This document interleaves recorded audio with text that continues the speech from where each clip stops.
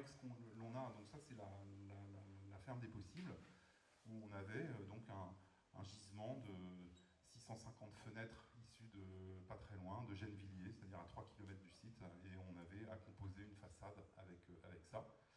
On avait un programme qui justement était assez allé dans le sens, on va dire, de menuiseries de réemploi qui sont à simple vitrage, parce que c'est une cuisine en fait au rez-de-chaussée de la ferme des possibles, c'est un laboratoire de transformation de fruits et légumes et de préparation culinaire. Et en fait, c'est des locaux réfrigérés qui sont, on va dire, très bien isolés au cœur du bâtiment, et on a une circulation propre et sale en périphérie qui n'a pas besoin d'être chauffée. Donc en fait, on s'est saisi en fait de ce programme pour se dire on va faire des espaces tampons non chauffés à l'abri du vent et de la pluie, c'est tout ce dont on a besoin. Donc ça pouvait être fermé par des une façade toute vitrée en fenêtre de réemploi. Et puis on a travaillé également avec les matériaux qu'on avait, qu'on savait être disponibles grâce à métabolisme urbain. À l'époque, il y avait le village olympique, vous savez, où on a rasé des quartiers énormes.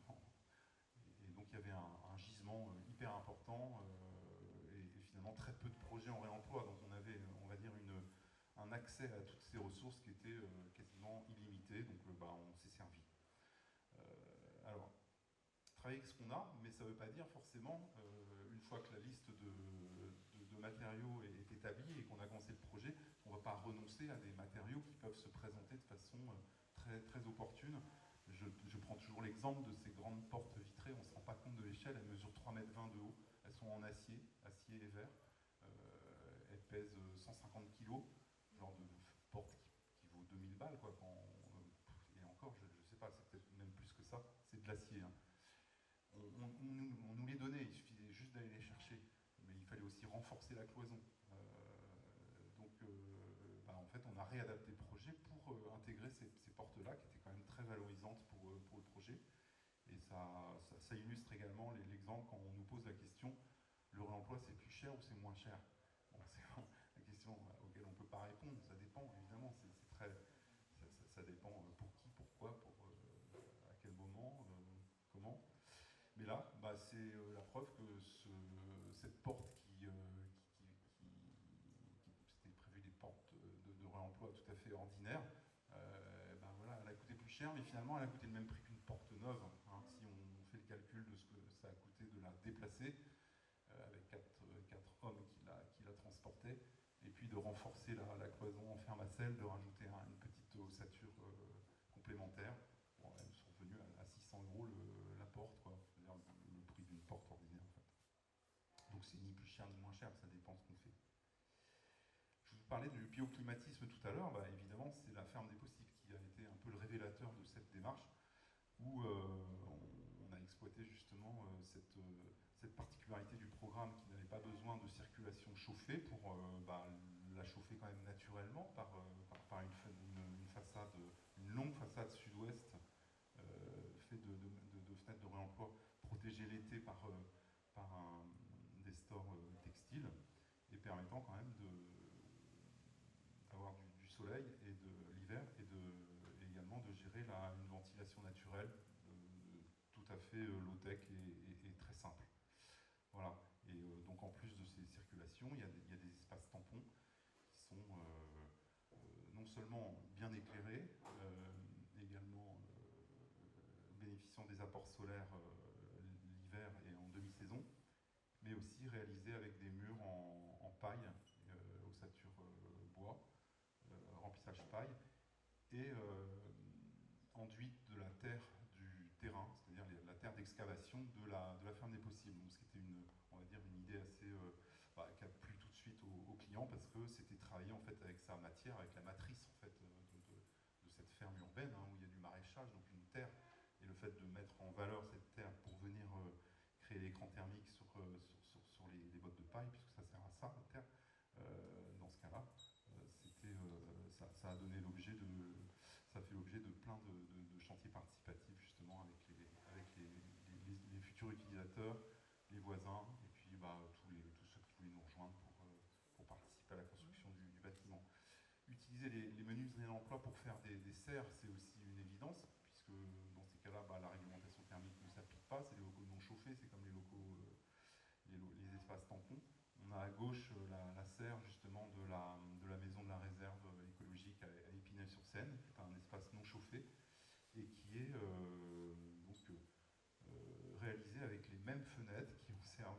l'anniversaire du hangar 0, vous voyez en haut à droite, vous voyez c'est les mêmes fenêtres, qui sont des fenêtres qui viennent de l'école d'architecture de Rouen, de Darnétal. Il y avait en fait cette envie aussi de faire participer l'école d'archi, qui nous offrait toutes ces fenêtres. On en a utilisé que même pas un quart sur les deux projets, mais ça a permis en fait des rapprochements entre le hangar 0, entre nos clients, l'école d'archi et Archipel 0, voilà, qui a donné depuis, mais j'aurais pas le temps d'en parler, un projet qui s'appelle Grand Chantier, qui est un projet très ambitieux à l'échelle de la Normandie de fédérer tous les professionnels du réemploi pour faire un peu l'équivalent des grands ateliers pour la... Ça y est, je suis parti pour présenter le projet, je n'avais pas du tout prévu. Un peu l'équivalent des grands ateliers de l'île d'Abo pour la terre crue. Là, on veut faire la même chose que le réemploi. Donc réunir à la fois les plateformes, les entreprises qui font de la dépose sélective, les architectes ou tous les membres de maîtrise d'œuvre intéressés par le réemploi, et également les grands maîtres d'ouvrage, qui sont les bailleurs sociaux, l'hôpital, les hôpitaux, les collectivités territoriales, pour faire dans un même lieu ou dans des lieux, on va dire, fonctionnant en archipel, à la fois de la production, de l'expérimentation et de la formation. Autre application, les murs trombes. Donc ça, c'est depuis la ferme des possibles, on trouve toujours un endroit pour faire un mur trombe. À la ferme des possibles, ça s'était fait tout seul en fait. On avait 10 000 briques BTC qu'on nous donnait. C'était Bellastock qui avait fait le village des terres en 2016. Et là, donc au début du projet, en 2018, ils nous ont dit bah, on a 10 000 briques BTC. Bah, je ne savais pas trop quoi en faire. Sauf que la façade sud de la ferme des possibles, c'est la façade du restaurant qui donnait sur des jardins. Donc c'est la façade que vous voyez en bas à droite, qui donnait en cœur d'îlot, en fait, sur des jardins de petits pavillons. Donc en fait, il y avait le seul local public de la ferme des possibles, c'était le restaurant, avec une façade toute vitrée qui donnait sur ces jardins, où en fait il y avait la volonté de rapporter un petit peu, plus d'intimité, de ne pas justement créer cette promiscuité entre un lieu public et les jardins, donc de fermer, et puis du coup, bah, l'idée du mur trombe est apparue comme ça, quoi. Le vitrage, le fait d'être opaque, bah, naturellement, le mur trombe, il a frappé à la porte, il a dit je suis là, on va faire ça. Et du coup, bah, ça correspondait bien aussi à nos envies de faire quelque chose de bioclimatique. Et du coup, bah, c'est un truc qui marche très bien, quoi, avec des fenêtres de remploi, qu'elles soient simples ou double vitrage. On peut calculer les deux, hein. L'un, un avantage, l'inconvénient sont à peu près partagés. On a donc réitéré l'expérience sur la maison de l'environnement à Épinay-sur-Seine, que vous voyez à gauche, qui sont faites avec cette fois des fenêtres double vitrage. Épinay-sur-Seine, donc la maison de la réserve écologique, c'est en fait un pavillon d'entrée à un parc qui existe depuis 5 ans, dont le principe est de laisser tout pousser en fait. C'est un lieu où la mairie d'Épinay-sur-Seine a décidé de faire cette expérience d'un lieu de réensauvager en fait un cœur d'îlot en n'intervenant jamais, rien. Il laisse tout pousser. Coloco, qui est un paysagiste assez connu, a fait juste un aménagement de passerelles en bois surélevé à peu près à 1 mètre du sol, de façon à ce que la jungle qui apparaît chaque été soit quand même, on puisse y aller pour se réjouir en fait de tous les animaux qui reviennent spontanément dès que l'humain n'intervient pas. Donc c'était important de faire un bâtiment qui soit justement dans cette philosophie de non-intervention, et d'arriver à quelque chose qui soit le moins impactant possible. C'est notamment un bâtiment zéro béton. Donc là, on a réussi sur ce bâtiment-là, c'est le premier. Il n'y a pas 1 gramme de béton dans le projet. Et c'est fondé sur des pieux vissés, donc totalement réversibles, c'est-à-dire qu'on peut démonter complètement le bâtiment. Tous les assemblages bois sont boulonnés. Et c'est un bâtiment qu'on peut complètement démonter. Bon, je ne pense pas qu'on le démontera un jour, mais en tout cas, le fait de construire sur la réserve, au moins qu'il ait cette possibilité d'être totalement réemployé pour une 3e vie, 4e vie, parce que la plupart des matériaux qui sont utilisés sont des matériaux de réemploi. D'ailleurs, les fenêtres, alors c'est un bâtiment très, très, très low-tech, on va dire, un peu pauvre dans les matériaux qu'il peut utiliser, mais mais quand même, les fenêtres viennent de chez Dior, de la rénovation thermique du siège social de Dior, 8e arrondissement. Donc ça fait dire que c'est un bâtiment low-tech, mais qui s'habille chez Dior. Dans ce bâtiment, on a expérimenté aussi, c'est un petit peu comme tout ce qu'a fait, tout ce que fait la mairie de Rosny-sous-Bois, c'est-à-dire des bâtiments qui vont très très loin dans leur objectif. Rosny-sous-Bois, c'est beaucoup les tours avant, ventilation naturelle avec récupération de chaleur, avec tours avant. Ils sont aussi paille porteuse, etc. Là, on a essayé autre chose, c'est les cheminées solaires. Donc, cheminées solaires, bon, on n'est pas sûr que ça marchera très bien, on ne sait pas, hein, c'est un peu expérimental. Le bureau d'études a validé, enfin, il a fait des calculs, mais on a prévu tout ce qu'il fallait pour pallier au fait que ça puisse éventuellement ne pas marcher très bien. En tout cas, c'est constitué des mêmes fenêtres que vous avez vues tout à l'heure, hein, qui sont les fenêtres qui viennent non pas de chez Dior, celle-là, mais de l'école d'archi de Rouen, avec à l'intérieur, donc c'est les cheminées solaires, c'est ce que vous voyez ici. C'est une grosse boîte vitrée sur 3 côtés, et à l'intérieur, c'est un tuyau peint en noir qui prend l'air dans le vide sanitaire sous le bâtiment et qui rejette l'air en partie supérieure. En fait, c'est juste une tuyère, ça remplace un moteur. En fait, c'est le moteur de la ventilation naturelle et se branche dessus une amenée d'air et un rejet d'air. Et c'est le même principe que la double flux, c'est-à-dire l'air sortant préchauffe l'air rentrant en passant d'ailleurs par la double façade qui est constituée des fenêtres de réemploi. Donc voilà, ça devrait marcher. C'est-à-dire s'il y a du soleil, s'il y a un petit peu de vent, parce qu'il y a un aérateur, et si vraiment ça ne marche pas, il y a un petit moteur quand même électrique qui permet d'aspirer, et on a mis un compteur de kilowatts dessus pour savoir en un an combien de temps a marché ce moteur, pour voir quel est le bilan finalement de ça. Donc cheminée solaire qu'on retrouve sur notre projet également de surélévation du phare ici, où il y a 4, mais bon, moins exposés on va dire.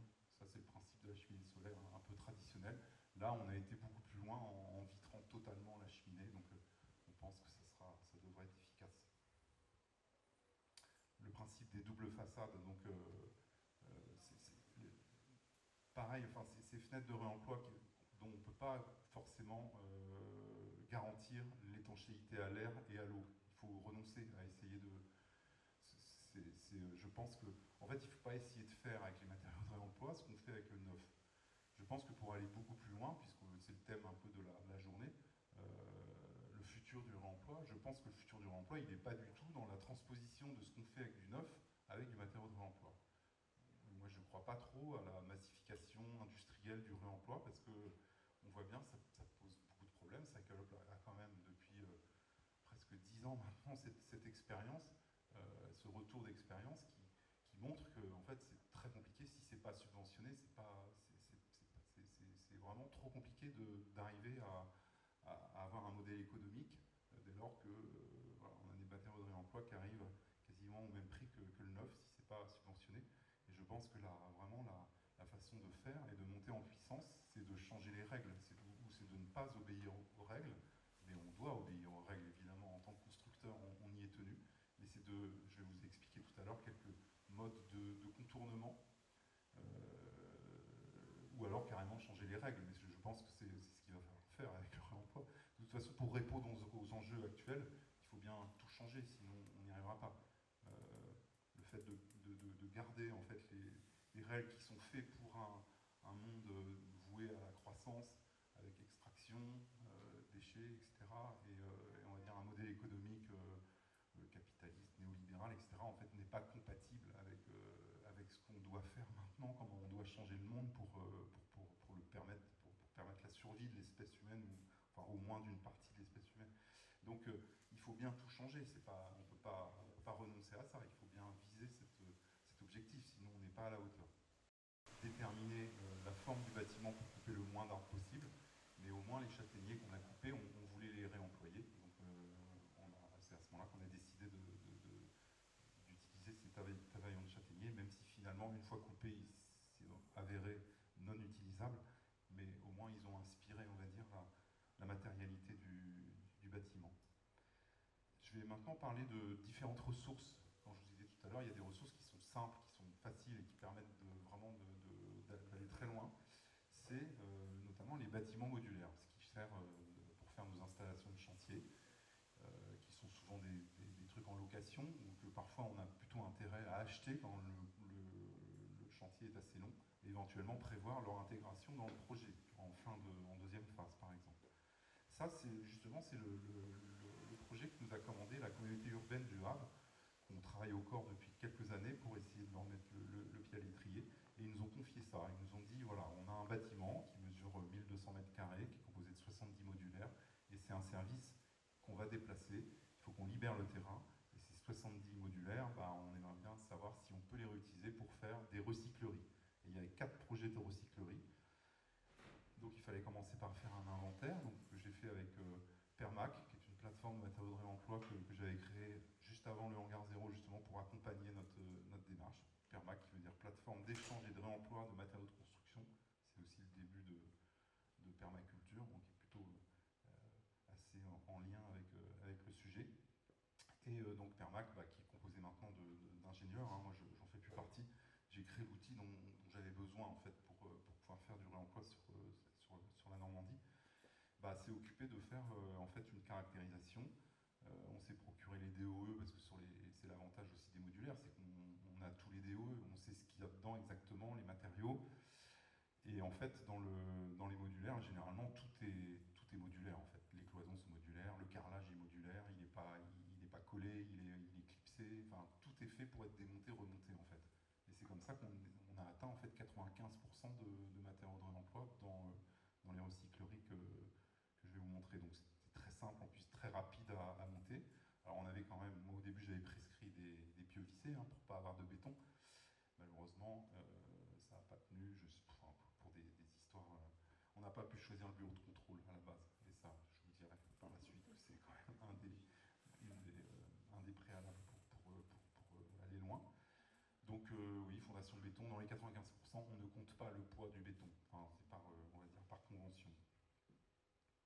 Installation des modulaires. Donc voilà, une des recycleries, on en a fait 4 comme ça. Elles sont toutes contextuelles et toutes en rapport, on va dire, avec l'environnement. La recyclerie de Montpivier est entourée de bâtiments métalliques peints en noir, enfin des hangars en fait, industriels peints en gris foncé. Donc on s'est dit que la palette qu'on avait trouvée sur place, en fait, permettait de venir se mettre, on va dire, en harmonie avec ces bâtiments-là. Mais on s'est amusé aussi à faire des choses qui ont déjà été faites, comme le réemploi des hublots de machines à laver qui étaient collectés sur la déchetterie elle-même. J'ai oublié de définir une recyclerie, en fait, c'est la porte d'entrée de la déchetterie, là où les particuliers, quand ils déposent des matériaux, on peut leur dire ça va pas à la benne, il y a des associations qui peuvent le récupérer. Donc c'est des vêtements, c'est des chaussures, de l'électroménager, des livres, voilà, plein de choses que certaines assos récupèrent. Donc ça, c'est un petit bâtiment où les particuliers peuvent déposer et où les assos viennent en fait récupérer ces différentes ressources. Donc voilà, Montpivier avec donc les façades en palettes brûlées pour les unifier, pour leur redonner un peu une deuxième jeunesse. Et puis prolonger leur vie également. Il faut savoir que bien sûr les palettes, c'est pas du bois du bâtiment, c'est pas du bois classé. Donc normalement on ne peut pas l'utiliser. Enfin le bureau de contrôle il va dire mais c'est classe 3. Non, c'est pas classe 3. Donc c'est pas une façade, c'est pas un bardage bois non plus, c'est autre chose. Il faut l'appeler différemment pour éviter justement la classification et la caractérisation obligatoire, ce qui serait impossible pour des palettes, bien sûr. C'est une surfaçade, c'est-à-dire qu'elle ne participe pas au clos couvert.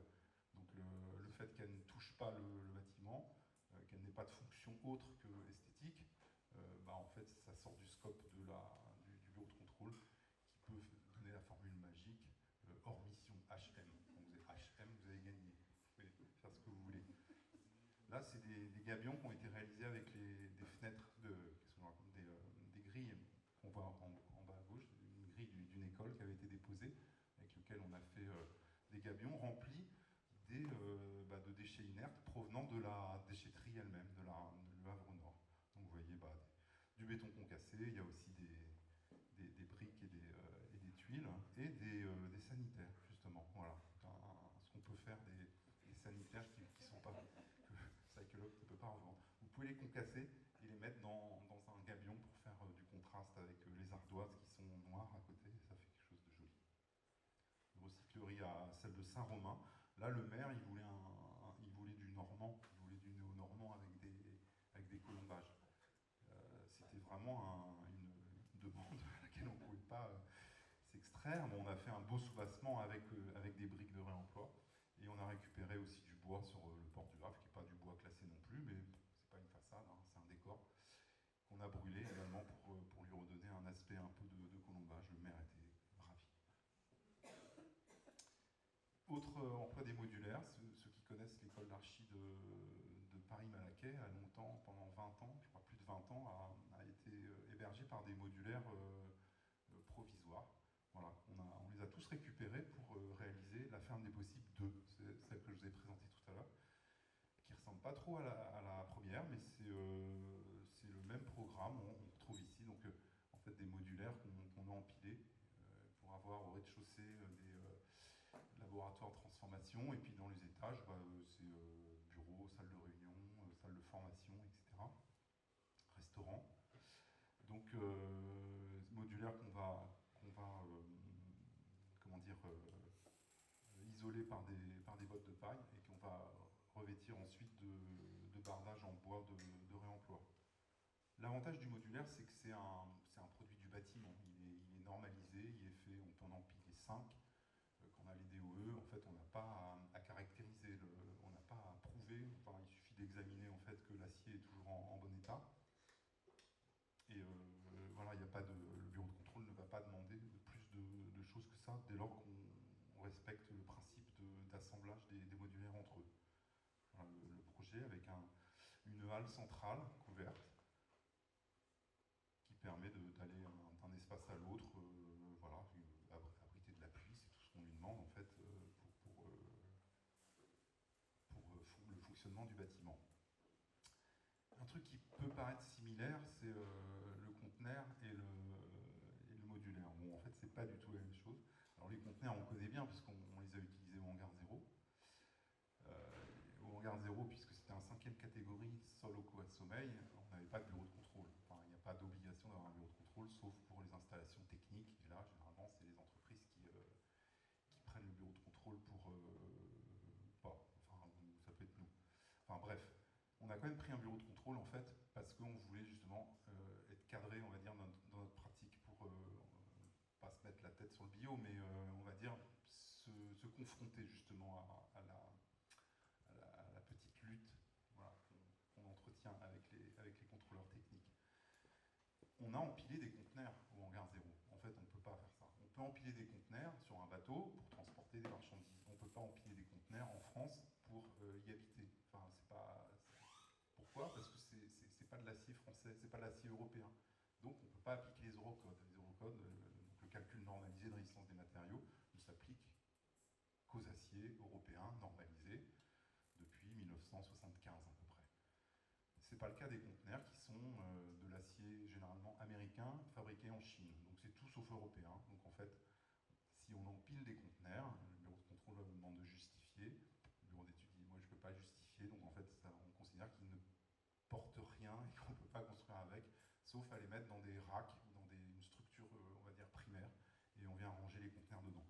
C'est absurde, il n'y a qu'en France qu'on fait ça. En Hollande, vous connaissez tous là, il y a des références de bâtiments qui sont construits en conteneurs. On sait bien qu'on peut empiler 8 conteneurs sur un bateau, et voilà, ils passent le Cap Horn, ils sont en permanence soumis à des contraintes physiques énormes, et ils durent comme ça 10 ou 15 ans. Nous, au hangar 0, il n'y a rien dedans. Bon, alors on va dire comment on a fait, on n'a pas demandé la permission. Enfin, moi j'ai dit on va construire, on va empiler des conteneurs, on en empile 3. Est-ce que je prends des risques en faisant ça? Bien sûr que non. Enfin, il y a une analyse de risque à faire. Et puis parfois, quand je disais, il faut pas forcément obéir, il faut pas faire n'importe quoi. Mais si on sait que logiquement et de façon absolument certaine, il n'y a pas de problème avec ça, bon allons-y quoi. Donc là c'est différent. On ne construisait pas pour nous-mêmes, on avait un client, on ne voulait pas le mettre évidemment en difficulté. Donc les conteneurs maritimes, c'est autant que vous voulez, mais en rez-de-chaussée. Faut pas les empiler. rajouter l'acier qu'il faut, qui va bien. Conteneur également isolé en bottes de paille et revêtu d'enduit en terre, qui est la terre du terrain, la terre nourricière. C'est un petit peu le même principe que sur la ferme des possibles. Donc c'est une base vie en fait pour les gens qui travaillent sur le site, qui font la récolte du maraîchage, avec vestiaire et puis salle de réunion et bureaux. Et ça a été fait en chantier participatif, bon, sauf la mise en place, bien sûr, des conteneurs sur des pieux vissés également, un bâtiment aussi zéro béton, mais la pose des bottes de paille, bon, qui n'a pas, on va dire, de caractère clos couvert, enfin, c'est un caractère isolant, isolation thermique, mais c'est pas la paille mise en œuvre entre ossature bois, c'est vraiment une paille extérieure, c'est-à-dire qu'elle ne va pas gérer la vapeur d'eau, elle est totalement, le conteneur étant un pare-vapeur intégral qu'il faut bien sûr ventiler. On n'a aucun risque à ce niveau-là, donc on s'est dit on va faire ça en chantier participatif. Et également les enduiteurs. Et la charpente du toit est réalisée avec des profilés métalliques de réemploi. Voilà. Il n'y a que la couverture qui est, elle, en bac acier neuf. Donc j'en viens justement à ce réemploi de l'acier dont vous avez parlé, je crois, ce matin. On vous a parlé de l'acier. Est-ce qu'on vous a dit que c'était la façon la plus écologique de construire aujourd'hui? Oui. D'accord. Parce que ça, moi, je l'avais découvert en fait en faisant un petit calcul au moment justement de proposer l'acier de réemploi sur le phare. On avait comparé l'ACV de si on le réalisait en bois et si on le réalisait en acier. Si on le réalisait en bois, du bois neuf du coup, parce que c'est un peu compliqué, hein, le bois de réemploi en structure, il faut justifier plein de choses. Contrairement à l'acier justement de réemploi, quand c'est un acier qui est après 1975, donc qui est l'acier normalisé européen, auquel un simple examen visuel suffit, et ça c'était déjà avant que le syndicat de l'acier se mette d'accord sur un cadre réglementaire. Même avant ça, on pouvait déjà le faire. Le fait que les bureaux de contrôle acceptaient le simple examen visuel et la mesure de la flèche pour s'assurer qu'on n'avait pas dépassé la limite d'élasticité, ça suffisait à appliquer les eurocodes exactement comme de l'acier neuf. Donc on a un acier tout bénef, on a un acier qu'on paye 2 fois moins cher, qui au niveau de la mise en œuvre est la même que pour l'acier neuf. Donc c'était intéressant, mais surtout c'est dans le calcul de l'ACV, parce que quand on utilise de l'acier de réemploi, on va le sauvegarder en fait du recyclage. Et le recyclage, c'est à peu près dans l'ACV des composés en acier, c'est 80% de l'ACV, c'est dans la fin de vie en fait. Donc ça permet la fin de vie, c'est-à-dire le recyclage de l'acier, la refonte de l'acier à 1400 degrés. C'est pas en France que ça se passe en plus, hein, ça fait des milliers de kilomètres. Ça a été en Ukraine à un moment, c'est la Pologne, il y en a encore quelques-unes en Allemagne, mais de toute façon ça va toujours très loin et ça dépense énormément d'énergie. Donc le fait d'utiliser de l'acier de réemploi, eh ben, ça permet de baisser, on va dire, le solde global, le CO2 dans le monde. Voilà. Alors que le bois, en fait, utiliser du bois, bon, on va dire ça séquestre le CO2, mais ça le séquestre ça le séquestre dès que le bois a poussé, en fait. Avant même qu'on le coupe, il est déjà séquestré. Si on ne l'utilise pas, quelqu'un d'autre va l'utiliser. C'est pas le fait de construire en bois n'ajoute rien, ne crée pas, on va dire, plus de bénéfices au niveau du bilan global de CO2, alors que l'acier, si. Et la différence, bien sûr, l'acier ne séquestre pas de CO2, hein, c'est simplement un évitement, mais il va éviter 1,5 fois plus de CO2 que le bois n'en séquestrerait. Vous voyez, enfin, il faut faire les deux en fait. Il faut séquestrer le CO2, mais il faut aussi éviter le CO2. Et le calcul qui va plus loin, en faisant beaucoup de réemploi sur un bâtiment, on peut arriver en fait à éviter plus de CO2 que le bâtiment lui-même n'émet de CO2. C'est-à-dire qu'on a un bilan global qui est complètement négatif, c'est-à-dire qu'on n'a plus d'empreinte. On n'a plus d'empreinte en fait, c'est un bâtiment en lévitation, quoi. Il ne touche pas le sol. Et le fait de construire, finalement, répare l'environnement. Comme un arbre qui pousse. C'est pas une question de séquestration de CO2, mais on s'approche, on va dire, de cette logique. Donc du coup, l'engagement de ne plus construire, voilà, on peut construire quand même, si on construit comme ça. Là, et puis en plus, en réemploi, vous connaissez, hein, fois sur des ressources qui sont extraordinaires. C'était des poutres qui ont l'air toutes neuves, hein, en acier galva, percées pour faire passer vous savez, les réseaux, les tuyaux, les fils, etc. Une mention particulière pour les terres. Moi, je considère que la terre, c'est du réemploi, dès lors que c'est de la terre qui a été extraite pour construire. Euh, Construire en terre, et pour ça, aller extraire pour construire en terre, non. Acheter de la terre de briqueterie, non. Mais par contre, utiliser la terre qu'on a soi-même extrait pour faire les fondations, bah là, c'est tout bénef, effectivement, parce que c'est de la terre qu'on ne va pas mettre en déchetterie, ou utiliser la terre qu'on aura utilisée pour former le terrain, faire des noues, enfin une petite adaptation au site. Bah là, c'est hyper intéressant, même si c'est une terre qui est à la base, qui n'est pas forcément en région parisienne notamment, parce que ça, c'est la ferme des possibles. C'est de la terre argilo-limoneuse, normalement, on ne peut pas faire de pisé avec ça. Le pisé, on en fait voilà, dans le Grenoblois, on en fait au Maroc au Portugal, parce que c'est de la terre sableuse, graveleuse, avec du limon et un peu d'argile. On peut en fait reproduire la même terre en la mélangeant à du béton concassé. Bah, ça tombe bien, ça permet de réemployer sa terre, sa propre terre, et le mélanger avec du béton concassé qu'on trouve partout en fait quand on fait des démolitions. Et on arrive à faire un pisé qui est superbe, qui est un truc qui se fait assez... c'est un peu harassant, mais c'est toujours quelque chose d'assez qui met plein de joie toute une équipe de chantier participatif. Et les mêmes terres ont servi également à faire les enduits sur les bottes de paille. Et à cette occasion-là, on avait expérimenté un mélange, éviter de mettre du sable dans la terre, parce que si on met du sable, en fait, c'est plus très écologique, puisque le sable, c'est un matériau en tension qui provoque énormément de dégâts. Là, on a rajouté en fait du carton.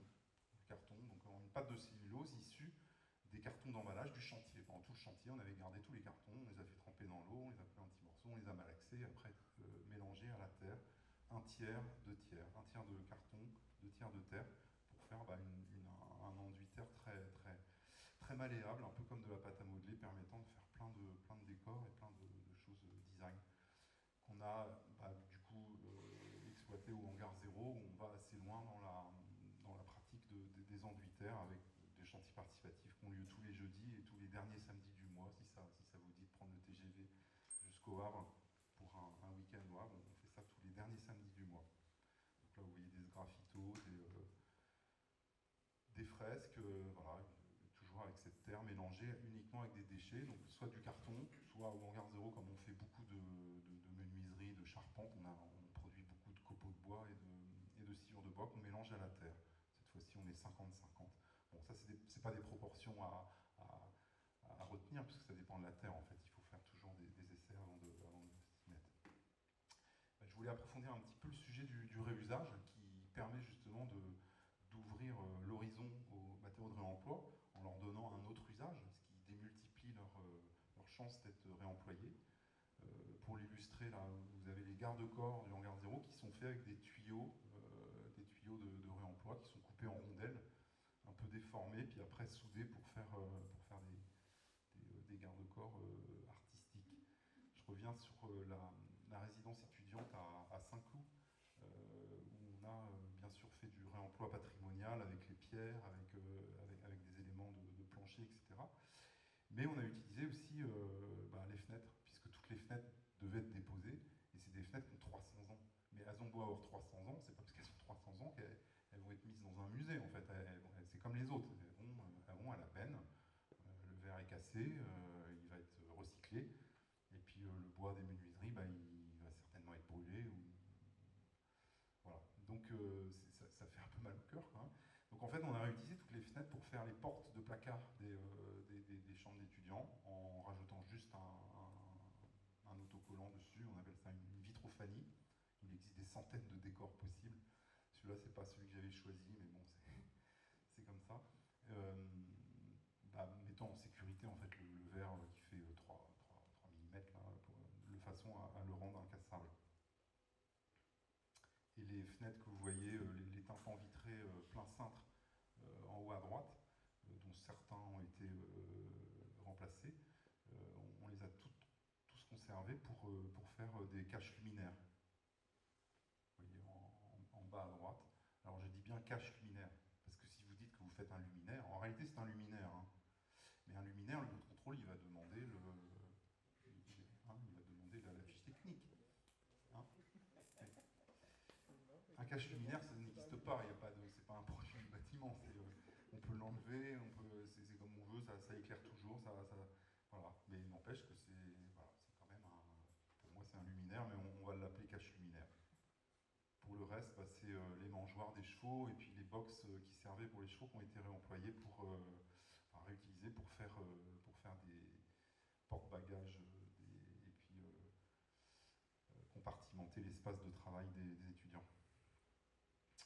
Un autre exemple on va dire de upcycling du coup là, parce que on est plus dans le domaine de l'objet et du design, c'est les 110 gamelles en fonte d'aluminium du stade Océane qui étaient mises à la poubelle parce que ça faisait 4 ans qu'ils étaient là, en fonte d'aluminium, ça aussi 100 balles le pièce. Ils devaient être remplacés pour la Coupe du Monde de football féminin pour être aux normes FIFA internationales, c'est-à-dire des normes qui imposent, on va dire, c'est du greenwashing, ils imposent des normes environnementales. Donc pour ça, il faut mettre tout à la poubelle et les remplacer par des LED.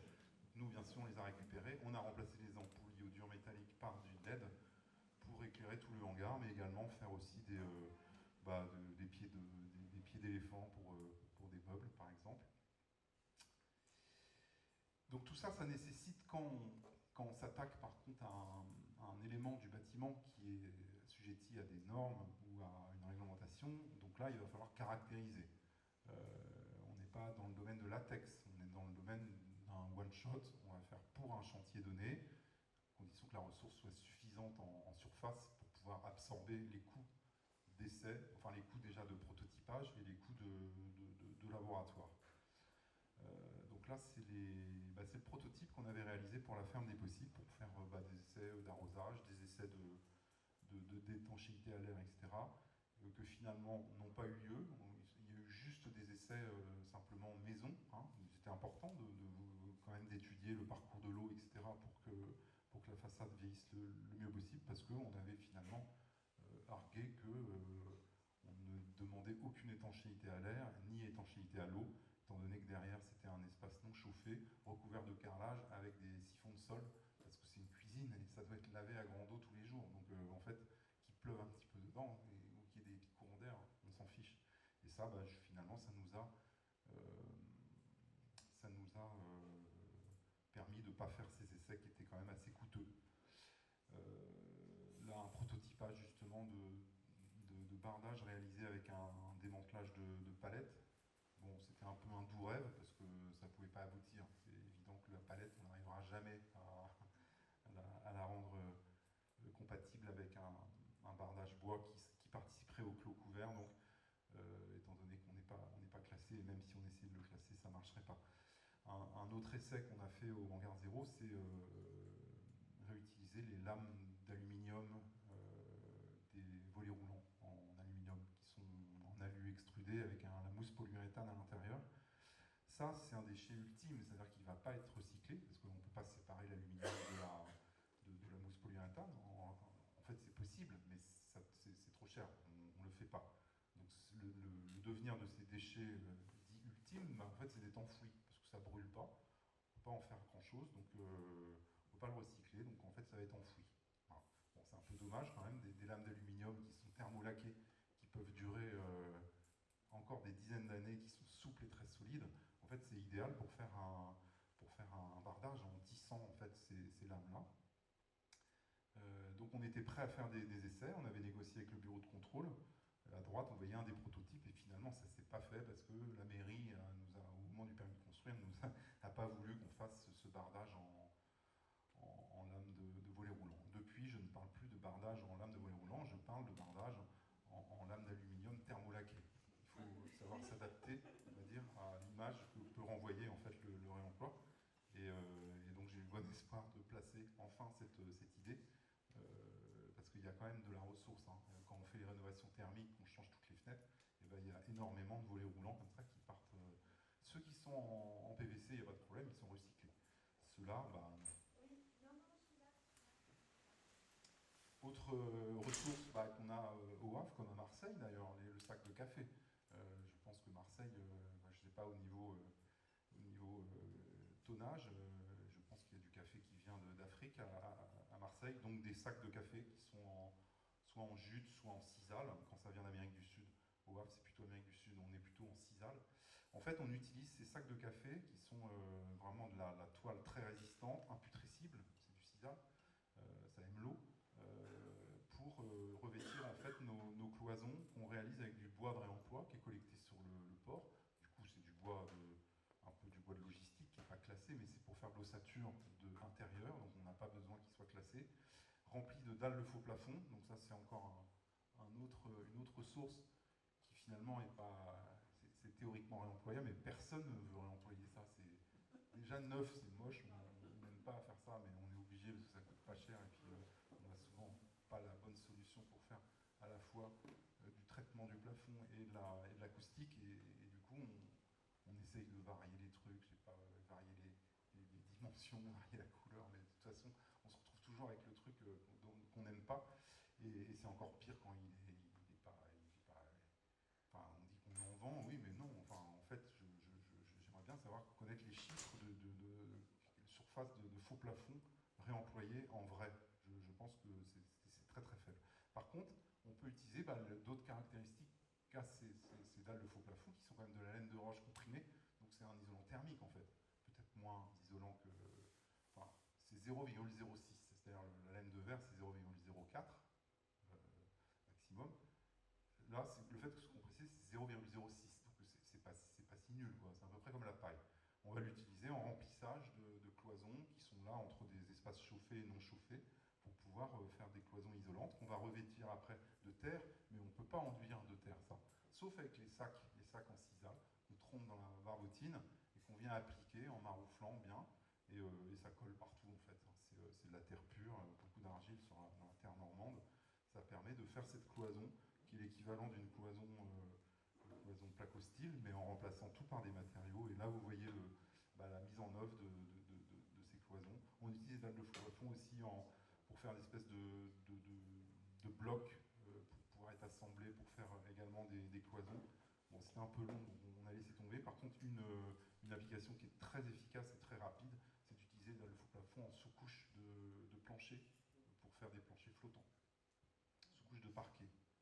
Parce que c'est rigide, c'est isolant, c'est imputrescible, donc ça a toutes les qualités pour faire ça, ça coûte rien. Donc jouer avec les mots, c'est ce que je vous ai dit tout à l'heure, donc le cache luminaire, j'en ai parlé, la surfaçade, j'en ai parlé, je ne vous ai pas parlé de la toiture de la ferme des possibles 2 à Stein, qui est composée de pales d'éoliennes. C'est les pales d'éoliennes, c'est un peu le même sujet qu'en fait que les lames de volet roulant.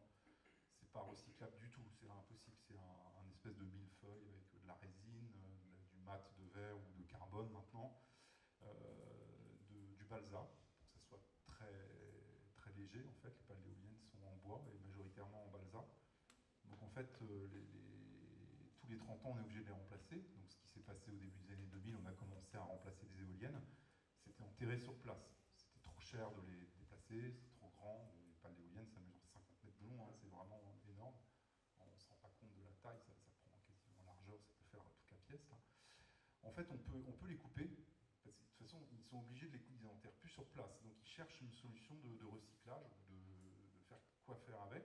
Mais dans tous les cas, de toute façon, ils doivent découper pour le transporter, les barils entiers. Hein, il n'est plus question de les enterrer sur place. Donc dès lors qu'ils les découpent, il suffit de leur demander de les découper d'une certaine manière pour qu'on puisse réutiliser ces plaques pour les utiliser en couverture. Bon, il ne faut pas rêver sur un projet comme ça, privé, d'une coopérative qui veut faire cette expérimentation-là. Le bureau de contrôle n'acceptera jamais. Et même avec des tests, c'est impossible. Enfin, il faut faire. Là du coup, c'est un ATEX obligatoire. Et vraiment au clos couvert. Et 70% des sinistres viennent des fuites en toiture. Donc le truc ne passera jamais. Il n'y a qu'un industriel qui peut faire ça. Mais nous, avec nos petits moyens, on ne peut pas le faire.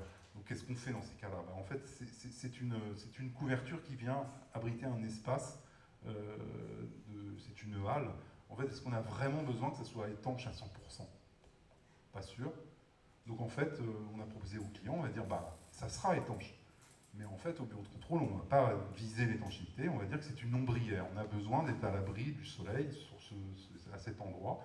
Donc en tant qu'ombrière, on n'a plus de tests à faire. Il y a juste les tests d'arrachement au vent à cause du soulèvement. Donc en fait, on va faire ces tests, mais là, il y en a beaucoup moins cher que ça. Et c'est juste un test de résistance mécanique de la tôle. Les mêmes tests qu'on avait mis au point pour les lames de volet roulant.